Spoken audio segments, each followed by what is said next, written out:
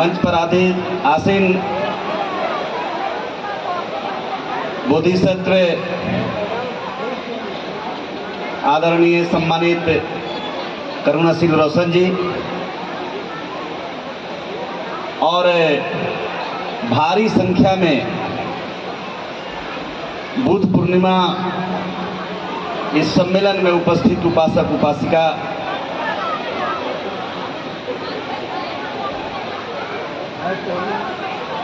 साथियों, आज जो हम ये कार्यक्रम कर रहे हैं, अपार खुशी हो रही है और ये करुणाशील रोशन जी का बलिदान है जो घर घर में जा करके महिलाओं को, आधी आबादी को गुलामी की जंजीर से निकालकर आजादी के प्लेटफॉर्म तक लेकर के आए हैं। मैं दिल के गहराइयों से इन्हें बधाई देता हूं, मुबारकबाद देता हूं। लेकिन जब जब मैं इनके क्लास में जाता हूं, धम्म देशना के कार्यक्रम में जाता हूं, तो देश की आधी आबादी के उपेक्षा पर, आधी आबादी के गुलामी पर, आधी आबादी जो महिला इस देश में है, जिन पे जो जुर्म हो रहा है, जिन्हें शिक्षा से वंचित किया जा रहा है, जिन्हें ज्ञान से वंचित रखा गया है, अगर पूरा समय में 60% समय हमारे आदरणीय करुणाशील जी देते हैं तो महिलाओं के लिए देते हैं और बोलते हैं।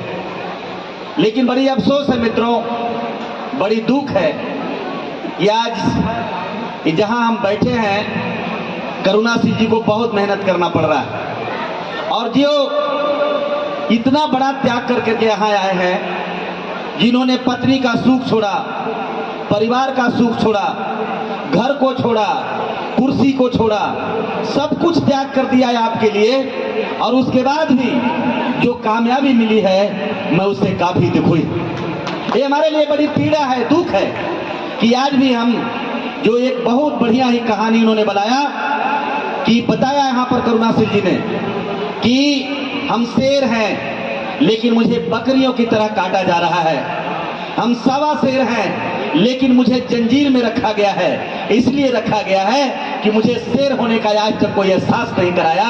जो बात ज्योतिराव फूले ने भी गुलामगिरी की जो पुस्तक है उसमें स्पष्ट कह देने का काम किया, गुलाम को जिस दिन गुलामी का एहसास हो जाएगा, उस दिन दुनिया की कोई भी बड़ी जंजीर होगी उसके तोड़ करके बाहर आ जाएगा। तो बड़ी अफसोस है, जो देश, ये देश भारत देश जो अखंड भारत था, जिसका हम राजा हुआ करते थे, आज उसी देश में हमें प्रजा होना पड़ रहा है। हम दया का भीख मांग रहे हैं। आज उसी देश में, हमारे देश की सर्वोच्च जो मंदिर कहते हैं, हम मंदिर नहीं कह सकते तो फिर भी मंदिर कहते हैं, उस मंदिर में जहां बाबा साहब अम्बेडकर, हमारे राजा सम्राट अशोक का चक्र और स्तंभ लगा होता था, आज वहां राजदंड लगाकर कोई बता दिया कि देश में हमारी हैसियत राजा की नहीं, भिखारी की, हमें भिखारी बता दिया गया। अब आपसे मैं पूछना चाहता हूं, क्या इसी तरह का आप 200, 500, 400 अगर आप कार्यक्रम करते रहोगे, आप बैठे रहोगे इसी तरह से घरों में, तो क्या हम पुराना अपना आवाज वापस ला पाएंगे? क्या बताइए आप लोग? क्या सम्राज्य अशोक का भारत बन पाएगा? क्या आप मुझे बताइए? क्या बाबा साहब का संविधान और अनुच्छेद और अनुसूचियां घर घर में, कन कन में लागू हो पाएगा क्या? तो आप मुझे बताइए। एक हमें संकल्प लेना चाहिए, इस कार्यक्रम के माध्यम से संकल्प लेना चाहिए कि हमें, जैसे 75 साल आज आजादी का गुजर गया यहाँ पर, चाहे वो कैसा भी आजादी हो, समय नहीं है हमारे पास, हम क्या खोया क्या पाया, तो हम चाहेंगे कि आप हमारे गार्जियन हैं, आप हमारे मार्गदर्शक हैं, आप हमें दंड भी दे सकते हैं, हम दंड भी सहने के लिए तैयार हैं, लेकिन आप लोग भी तैयार होइए कि हम 1 साल काम करेंगे और अगले बार जो हम बुद्ध जयंती मनाएंगे, अगले साल जो हम कार्यक्रम करेंगे, उसमें हम क्या खोया क्या पाया, उसका हिसाब किताब भी होना चाहिए, वरना ये काम करना कोई फायदा नहीं होने वाला है। हम चाहते हैं, हम भारत को बौद्धमय बनाना चाहते हैं, हम भारत को वही भारत चाहते हैं जिसमें हम राजा की भूमिका में थे। आज देश को लोकतंत्र की चुनौती है, आज इस देश में संविधान को चुनौती है, आज इस देश में पिछड़े, दलित, कमजोर, पसमानदा को चुनौती है। बताइए, ये ऐसी जिंदगी हम कब तक जिएंगे? जिस बात को इन्होंने कहा भी कि अरे मरना तो सबको है, जन्म ले लिए हो तो जन्म लेने पर तो मैं नहीं कह सकता हूं, लेकिन एक मृत्यु ही है जो बिल्कुल संभव है, जो होने वाला है। लेकिन भेड़ बकरियों से मरने से अच्छा है एक दिन मर्द की तरह लड़ लो, ताकि इतिहास जुगों जुगों तक हमें याद करेगा। आप मुझे बताओ, आज मुझे बताओ, जगदेव प्रसाद की कड़ी में कौन खड़ा होगा? बताओ, आप इस देश में भगत सिंह कौन बनेगा?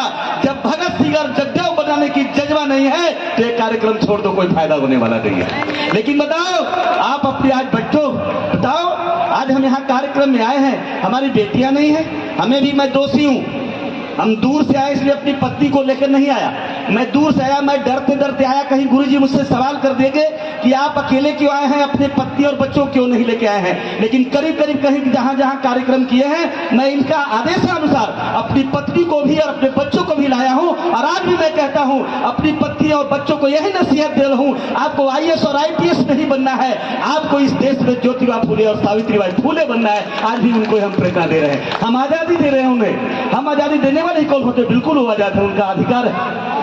मित्रों, समय नहीं है, आज कम समय में, और बहुत सारे लोग बात करने वाले हैं, मैं ज्यादा समय नहीं लेना चाहता। हम और सुनना चाहते थे करुणा सिंह जी को, क्योंकि जो आज मैंने सुना, आज जो लॉजिक के साथ, तर्क के साथ, आज जो इन्होंने एक दार्शनिक भाषण जो दिया है, जो बिल्कुल हम कह रहे हैं कि मेरे दिल के आखिरी तह को इन्होंने भेजने का काम किया है। हम तो इतने बात कहेंगे, अगर जिनका इतना बात आज सुन करके अगर गुनगुनाने की बात नहीं कहता हूं, अगर उन पर माहक नहीं हुए होंगे तो हम समझते हो वो मर्द नहीं, औरत नहीं, बिल्कुल लासाफ है, ताकि आपके अंदर कोई चेतना नहीं आई। इसलिए मित्रों, संकल्प लो, आप वादा करो, आज विश्वास दिलाओ। करुणा सिंह रोतम का उम्र ज्यादा नहीं बचा है, समय नहीं बचा है। मैं चाहता हूं कि इनके सामने इन्होंने एक बड़ी परित्याग किया है, एक बड़ा त्याग करके आए हैं, घर को छोड़ दिया है, बुद्ध की तरह सब कुछ छोड़ करके आए हैं। मैं चाहता हूं कि करुणा सिंह जी आपके जीते जाए भारत बौद्धमय हो जाए, सम्राट अशोक का भारत आ जाए। मैं चाहता हूं आप संकल्प लाइए, आप मुझे बताइए, सम्राट अशोक का भारत बनाना है कि नहीं बनाना है? बताइए, बताइए, बनाना है कि नहीं बनाना है? अगर बनाना है तो हमें आज से निकलना होगा। आप मुझे बताओ ना, कौन सी पढ़ाई पढ़ाना चाहते हैं बच्चों को? कहां व्यस्तता है? कौन सी कमाई में व्यस्त है? बाप कमाया, दादा कमाया, परदादा कमाया, कई पीढ़ियां कमाया, आज भी हमारा था कि दोनों शाम का रोटियां नसीब नहीं होती है और बड़ी इलाज भी नहीं मिल पाता है। आप कहां बैठे हो? आज भी मैं कहता हूं, दवाई करो, पढ़ाई करो, पढ़ाई और कमाई दोनों जरूरी है। पढ़ाई के साथ भी लड़ाई और कमाई के साथ भी लड़ाई जोड़ दो, अगले बार हम फतह करने वाले हैं, निश्चित हमें कामयाबी मिलने वाली है। तो हम समय है, आदेश दे रहे हैं, बार बार प्रचालक महोदय कह रहे हैं। इन्हीं चंद शब्दों के साथ मैं आप लोगों को कोटि कोटि बधाई दे रहा हूं, और मैं जिम्मेदारी अपने ऊपर बढ़ा रहा हूं, जिम्मेदारी बढ़ा रहा हूं। पूछिए करुणा सिंह जी को, मैं कभी भी नहीं डरा। दुनिया की कोई भी जगह रही, भारत का कोई भी जगह रहा, आपको बता दूं, मैं सासाराम में कुछ ही दिन पहले एक चैलेंज था, एक चुनौती था, महिषासुर का जन्मदिन मनाने वहां गए थे, मनाने नहीं दे रहा था, बड़ी चैलेंज थी, और आया, अटैक किया, सैकड़ों लोगों ने अटैक किया, करीब करीब लोग भाग गए, 1-2 लोग बच गए। हमने कहा तुम मारो, हम मरना चाहते हैं, और मरकर हम बताना चाहते हैं, अगर तुमने एक के मारा तो मेरे खून की लहू के बाद हजारों लोग इधर पैदा हो जाएगा यहाँ पर, तुम कुछ नहीं कर पाओगे, कुछ नहीं निकाल पाओगे। इसलिए मित्रों, एक तैयारी करो। आज भी मैं कहता हूं, अगर मुझे मरना पड़ेगा, अगर इस भारत को वापसी के लिए, पुराने भारत के लिए खत्म करना पड़ेगा, तो मैं जज्बात में नहीं बोल रहा हूं, मैं अपने लहू का एक एक कतरा ये देने के लिए तैयार हूं। चलाओ गोली, खत्म करो, लेकिन मुझे पुराना भारत चाहिए। चाहिए कि नहीं चाहिए? बताइए, महिलाओं चाहिए कि नहीं चाहिए? हाथ उठाकर बताइए, पुराना भारत चाहिए कि नहीं? अपना भारत चाहिए कि नहीं? बुद्ध का भारत चाहिए कि नहीं? अंबेडकर का भारत चाहिए कि नहीं? इन्हीं चंद शब्दों के साथ मैं अपनी वाणी पर विराम लगाते हुए मैं पुनः आप लोगों को साधुवाद देता हूं। मुझे आपने सुना है, जय भारत, जय संविधान, नमो बुद्धाय, जय करुणा सिंह। इस अपडेट पाने के लिए हमारे चैनल क्लाउड न्यूज को अभी लाइक करें, सब्सक्राइब करें और बेल आइकन दबाना बिल्कुल ना भूलें।